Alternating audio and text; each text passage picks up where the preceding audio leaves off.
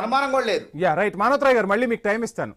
గౌతమ్ ప్రసాద్ గారు, మొత్తంగా చూస్తున్నాం మా సంక్షేమ పథకాలు, మా పరిపాలనే, మాకు ఏ ఎన్నికలు వచ్చినా ప్రజలు బ్రహ్మరథం పడుతూ ఉన్నారు, మున్సిపల్ ఎన్నికల్లో కూడా మాదే విజయం అంటూ చెప్తున్న పరిస్థితి. సో ఏంటి బీఆర్ఎస్ వర్షన్ ఎలా ఉండబోతుంది? సో 3 సార్లు కాదు 4 సార్లు వాళ్ళని ఓడించాం, మళ్ళొకసారి కూడా వాళ్లకు ఓటమి ఖాయం అంటూ పొంగులేటి శ్రీనివాసరెడ్డి కూడా హాట్ కామెంట్స్ చేస్తున్న పరిస్థితి. ఏ ఎన్నికైనా గెలుపు మాదే అంటున్న పరిస్థితి. వంశీ గారు, మీకు మన ప్యానెల్లో ఉన్న పెద్దలకు అదే విధంగా మన వీక్షకులందరికీ కూడా శుభ సాయంత్రం, భోగి శుభాకాంక్షలు.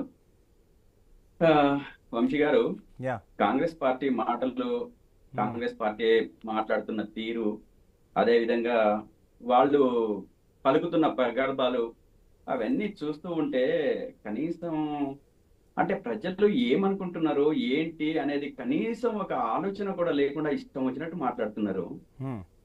ఈ పురపాలక ఎన్నికలు కావచ్చు, లేకపోతే గ్రామ పంచాయతీ ఎన్నికలు కావచ్చు, లేకపోతే ఇంకా ఏ ఎన్నిక వచ్చినా అధికారంలో ఉన్న పార్టీకి కొంత ఫ్లెచ్చింగ్ అవుతుంది అని చెప్పేసి ప్రపంచం అందరికీ తెలిసిన ఈ కాంగ్రెస్ పార్టీ వాళ్ళకి ఎందుకు అర్థం కాదో, వీళ్ళకి ఏమన్నా అంటే మైండ్ లో ఉన్న చిప్పులు ఏమన్నా పనిచేయట్లేదో, అక్కడ బ్రెయిన్ లో ఉన్నాయి, తలలో ఉన్నాయి చిప్పులు పనిచేయట్లేదో నాకు అర్థం కావట్లేదు. మొత్తం అంటే పొంగులేటి శ్రీనివాసరెడ్డి కావచ్చు, లేకపోతే ముఖ్యమంత్రి కావచ్చు, లేకపోతే ఎవరైనా సరే, నేనేమంటున్నానంటే మొన్న జరిగిన గ్రామ పంచాయతీ ఎలక్షన్స్ లో కాంగ్రెస్ పార్టీ ఎంత సాధించింది? 60%. 60% సాధించాల్సిన రిజల్ట్స్ అవి 60% మరి ఇంకొంచెం తక్కువనే, ఎంతో కొంత. అంటే 80 నుంచి 85 నుంచి నేనేమంటున్నానంటే 80 నుంచి 85% రావాల్సిన కాంగ్రెస్ పార్టీకి ఎంత వచ్చింది అనేది కూడా ఒక లెక్క లేకుండా, దాని నుంచి కిందకు పోయినాం అనేది ఒక లెక్క లేకుండా మాట్లాడము. అదే విధంగా గతంలో ఉన్న, ఇందాక మిత్రుడు మాట్లాడుతూ జూబ్లీ హిల్స్ లో తింటున్న వాళ్ళ బియ్యము, అదే విధంగా సామాన్యుడు తింటున్న బియ్యము నేను ఇవాళనే తీసుకొచ్చాను సార్ మా ఇంటికి నేను ఇవాళనే తీసుకొచ్చాను బియ్యం. అవి చూపిస్తే మీరు నవ్వుతారు.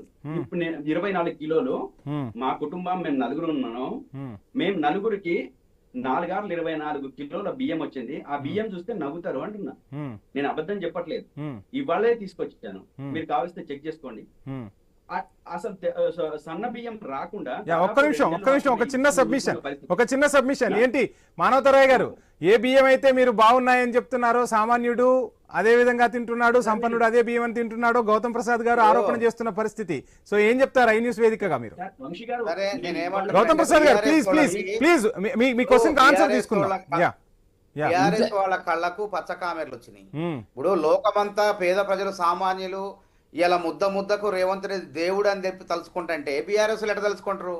మంచిగున్నా నచ్చదు, వాళ్ళకి కావాలని విమర్శిస్తారు. మంచిగుందని ఒప్పుకుంటారు, ఒప్పుకుంటే మళ్ళీ వాళ్ళకి భవిష్యత్తులో పుట్టగతులు ఉండవు కాబట్టి ఆ విధంగా రాజకీయ విమర్శలు చేస్తారు. ఎందుకంటే వాళ్ళు చేయలేని మేము చేసి, వాళ్ళు సన్నబియ్యం ప్రజలకు రేషన్ కార్డులు ఇవ్వలేకపోయారు, సన్నబియ్యం ఇవ్వలేకపోయారు. ఇలా 3,10,00,000 మంది కుటుంబాలకు ఇలా రేషన్ కార్డు సన్నబియ్యం ఇస్తున్నాం, అనేక సంక్షేమ పథకాలు అమలు చేస్తున్నాం. గృహజ్యోతి పథకం కింద 200 యూనిట్లు.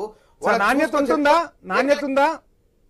100% నాణ్యత ఉంది. రేపు గౌతమ్ ప్రసాద్ గారు ఉండే దగ్గర వేరే వాళ్ళ ఇంటికి పోదాం, పేదవాళ్ళ ఇంటికి పోదాం. గౌతమ్ ప్రసాద్ గారు అంటే ఒప్పుకోరు. గౌతమ్ ప్రసాద్ గారు రేషన్ దుకాణం నెంబర్ చెప్పండి, ఆ దుకాణంలో పోదాం, పోయి అక్కడ మిగతా లబ్ధిదారులు ఎవరైతే గౌతమ్ ప్రసాద్ గారు మీ వాయిస్ తీసుకుంటాను, షార్ట్ బ్రేక్